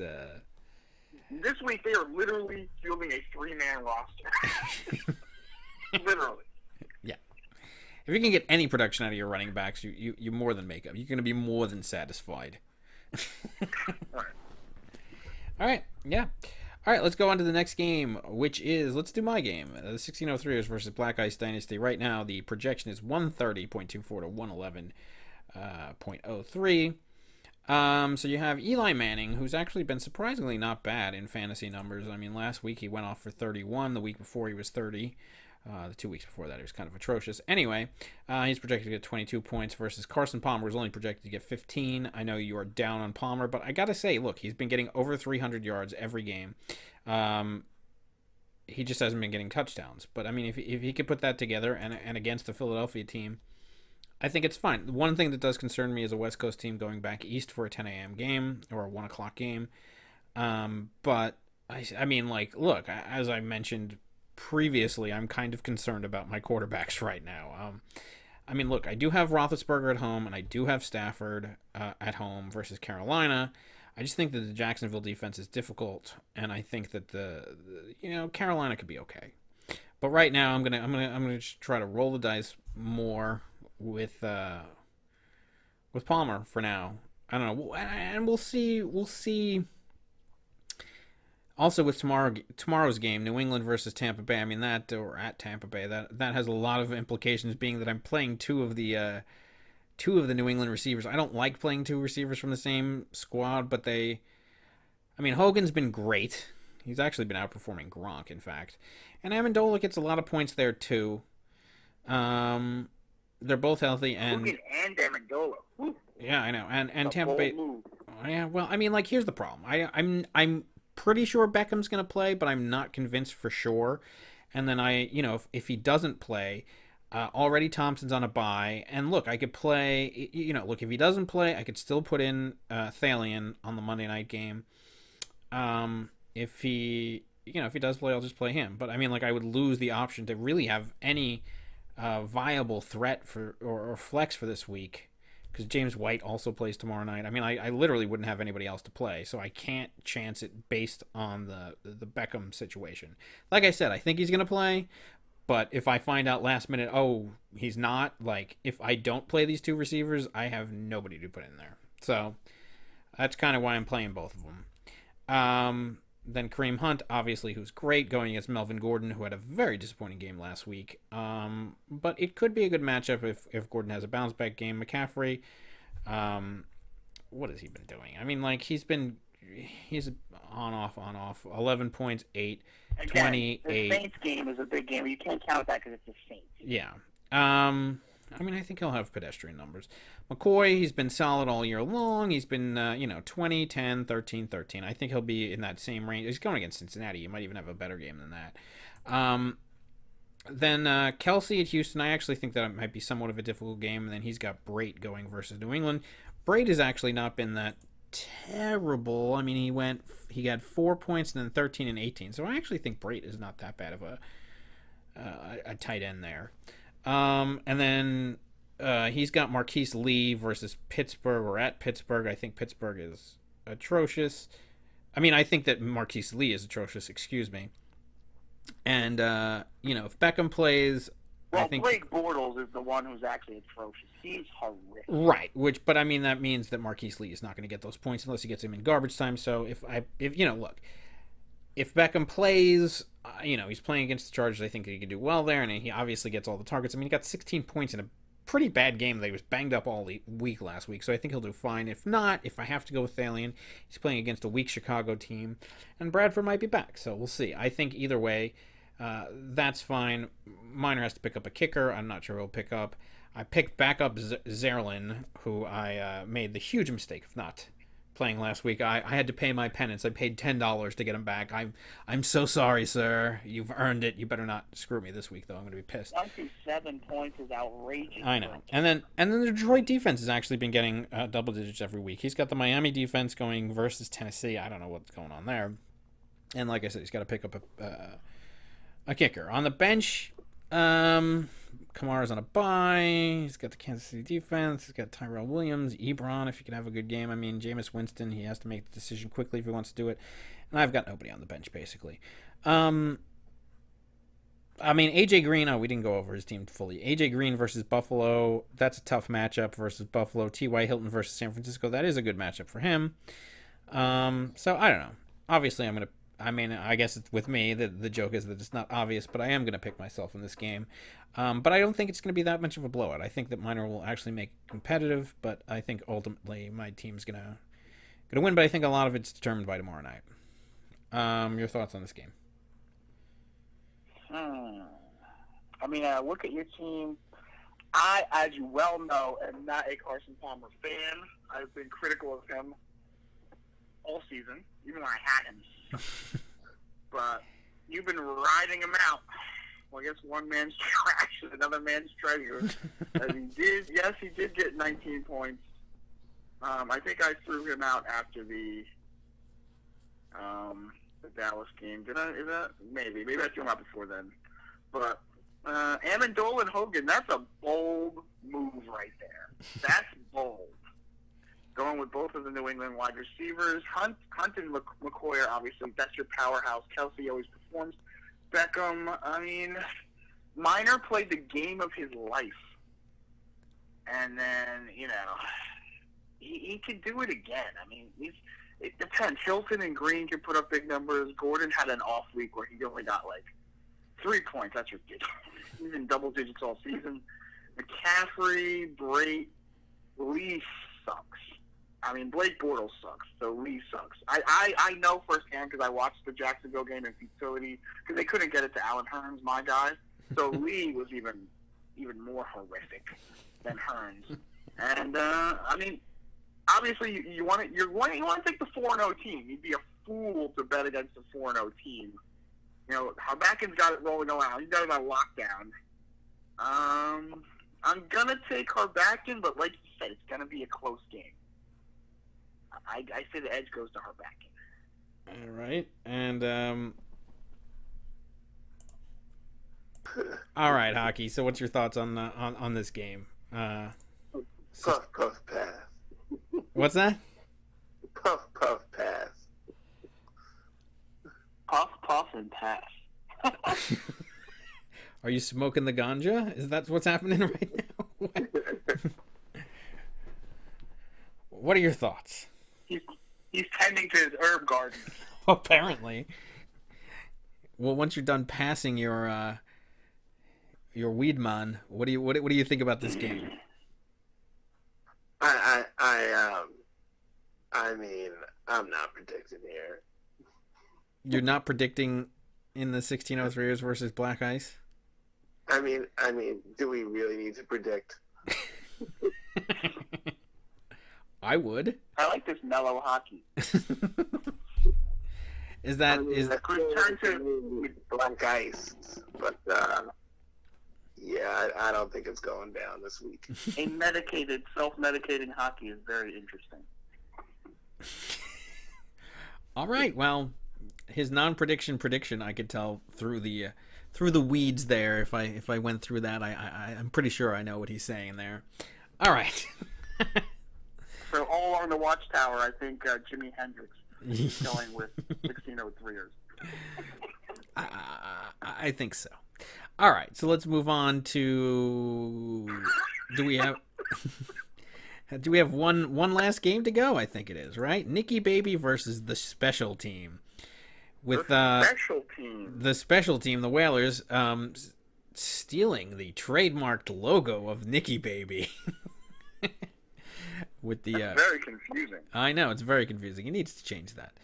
He also needs to change his team a little, but whatever. He had a bunch of guys on bye this week. So he had Drew Brees on a bye, he had Michael Thomas on a bye, and Demaryius Thomas on a bye. So his top 3 guys are on a bye. So he's had to pick up people to replace him. He has chosen to pick up Andy Dalton versus Buffalo. Scintillating. Going against Aaron Rodgers at Dallas. I think I certainly give the advantage to Aaron Rodgers there. Then you have Deshaun Jackson versus Jeremy Maclin. Deshaun Jackson has been atrocious, but not as atrocious as Jeremy Maclin has been. So I'm going to give a 1 to 2 point edge to Deshaun Jackson right there. Then Will Fuller versus Jerron Brown, who we paid $25 for. I think that was a good pickup. I think I'm actually going to give the advantage to Whalers in that matchup right there. I mean, what has Fuller been doing? My God. I mean, he got 19 points last week, but other than that... He just came back from a shoulder injury. Yeah, okay, so we'll see. But hey, if he does well, it's more for Deshaun Watson. Yes. But Brown has actually been... I targeted him, actually. I got outbid for him. But he, he's gotten 11, 10, and 18 last week, and now he's going against Philadelphia. I think he'll actually perform pretty well. Then after that, you have Fournette. I think he's going against Pittsburgh, but I still think he'll do well going against Crowell, who I don't think will be doing well at all. He's gotten 10, 3, 7, and 3. So maybe he's due for 7 this week. I don't know. If that, I think he's actually going to get a 3. Then you have Henry at Miami, who's the guy that... so what did he get? He got 2, 15, 7, and 0.7. Woof! Scintillating numbers there. Going against the non-suspended suspended man, Ezekiel Elliott versus Green Bay. I think clearly Elliott has the matchup advantage in that position. Right now he's playing Doyle. What's the status on his injury? Do we know anything about that so far? He had a concussion at the end of the last game, so we'll see if he cleared the protocol. Yeah. I don't know. We'll see if he clears. Luckily he got the concussion at the right time, otherwise I would have lost last week. Yeah, that's true. Going against Jared Cook, who got 10, 6, 14, 7, so he's due for a 14 game or a low double digits game. I think that there's going to be no points from the tight end in this in this matchup from either player.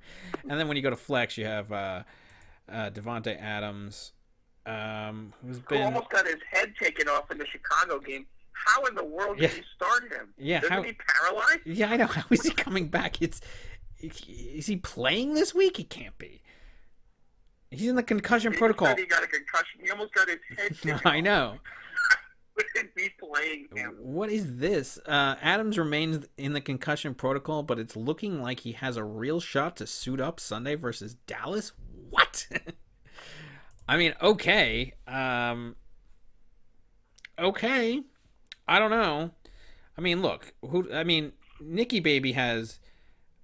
he has Crabtree. So, I mean, like, everybody is on a bye for Nick. Other than Crabtree. So his choice is the guy who got his head nearly taken off or Crabtree. Oh, my God. Nick is literally... the whole team is on a bye. I know. The whole bench is on a bye. I know. So, Crabtree has a chest injury. He was officially limited in practice. He looked healthy, though.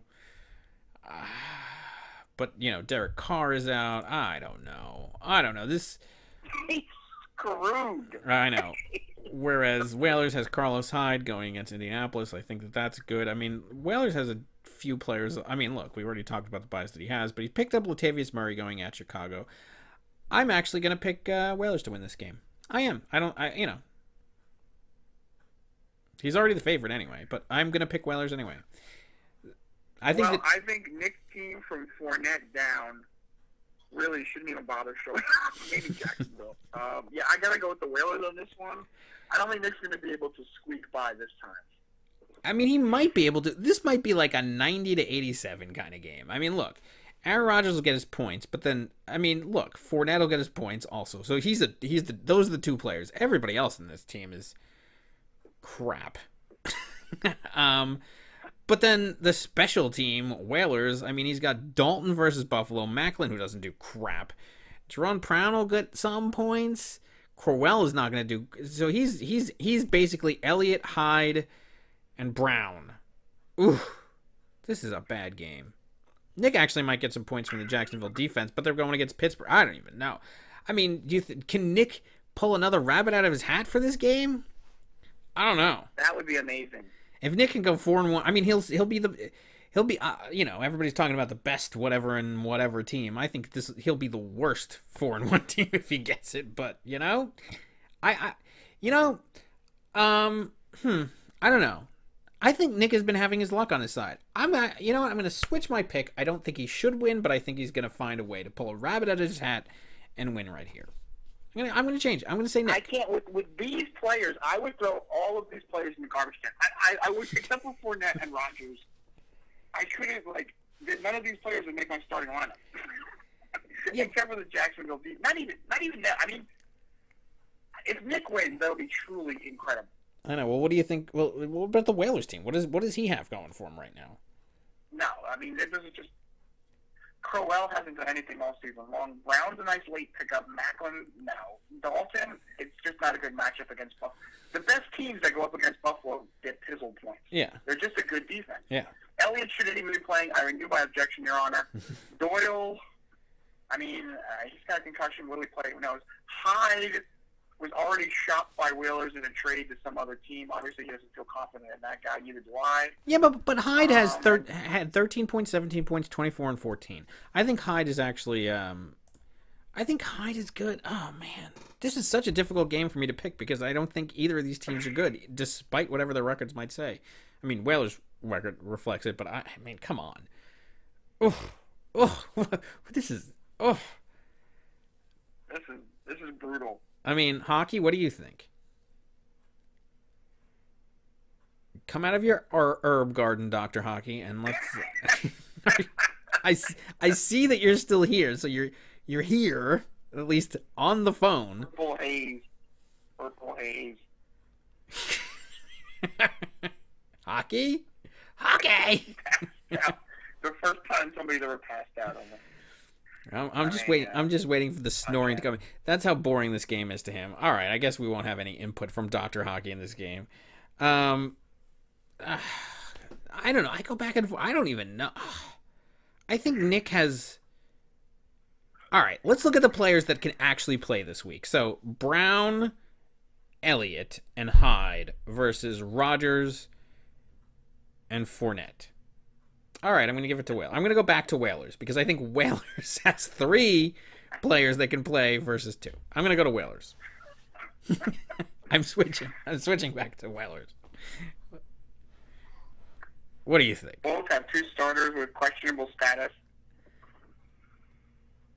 Huh? Geese? Have you left the building too? No, I said both have starters who... 2 of their starters are questionable, all right? Right. Doyle had a concussion, and Hyde, I don't know what his injury is. I have to take another look at that. But, I mean, if these guys actually play, they're giving Hyde 5 stars against Indianapolis. As well they should. If he plays. I mean, is there any... he's questionable. What? He has a hip. Was limited at Wednesday's practice. Hyde saw his normal snaps despite playing through a questionable tag last week. He's not in any danger of sitting out week 5. He's going to play. Indianapolis had a tough defense up until halftime, and then they got blown out, 46 to 18 because the defense scored on them. But yeah, but overall, you also the Seabags didn't really do too much running against them. I mean, they did with McKissick. Yeah, but that was late in garbage time. Sure, it still counts though. I don't know. By then, I mean, Indianapolis had given up. Yeah, but Hyde has been fine all season long. He's been getting double digits all season long. I don't know. What are you going with? Are you going to go with? I mean, I'm telling you, I think that there's 3. I'm going with Whalers on this one. I mean, Nick just has way too many holes on it. His team is Swiss cheese. It's 2 players.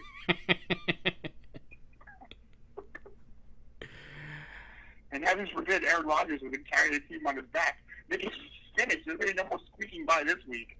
It's time to face the music. I mean, if he doesn't, he'll be in second place probably, but a very vulnerable second place. Let me put it that way. If he somehow squeaks by, he'll be the most suspect 4-1 team I've ever seen in my life. But he lives by the Raiders' motto: "Just win, baby." He doesn't care. Mm-hmm. All right. And Whalers is just, I don't know. He's made some moves to try and get better, but there's still a lot of areas to address on this team, too. There are, and he also has buys, though. So he has Breeze coming back after next week, and he has Thomas coming back. So, I mean, he's got to try to survive this week, and then he could be back in the mix again. I mean, he'll bring himself back to 2 and 3, which, if he could do that. Even if Nick gets his players back from the bye, do you really want them back? Terrell Pryor, Shorty, Reed, Sanders, and Ingram. I mean, oh my God, what a horrid bench. I would just cut him. Forget him for coming back. Just cut him. Cut the whole bench. I know. Yet he's in third place. 3-1. I just don't. I mean, mind-boggling. I know it really is. All right. I would ask Dr. Hockey for his lock of the week, but if you want to emerge from your coma, feel free to address that. And if not, Geese, what is your lock of this week? The lock of the week has to be the Blues over the Millennials. I was going to say the same thing. I mean, yeah, it's hard. The Lightning Rods versus Targaryen. I actually picked the upset in that one. I have no. I mean, I go back and forth on the Nikki Baby versus special teams. I think Miner can put up a good show. Eugene versus Tillett. I think that Tillett was going to put. First of all, he's going to input some players there, which is going to make it different. No, it's got to be the Blues versus the Millennials. Blue. I mean, come on. I know the projection is close, but come on. I think that's got to be the lock of the week. All right. Yeah. And hockey? That's what I thought. All right. Well, I guess that's going to do it for this week's show. I just want to remind everybody that I have spoken to Lombardi, and I'm going to talk to him tomorrow so that he could weigh in on this trade that we're still talking about, give his opinion on that. So we'll have that interview. I'll try to put it up Friday morning, I guess, or something, because I do want to see Blade Runner tomorrow. So for a comatose sleeping high Dr. Hockey and Mr. Gazalewski and Eugene, thank you for joining us. And for the Millennials, who is at home nursing his injuries, I guess that's going to do it. Thanks, everybody. All right, peace out, people.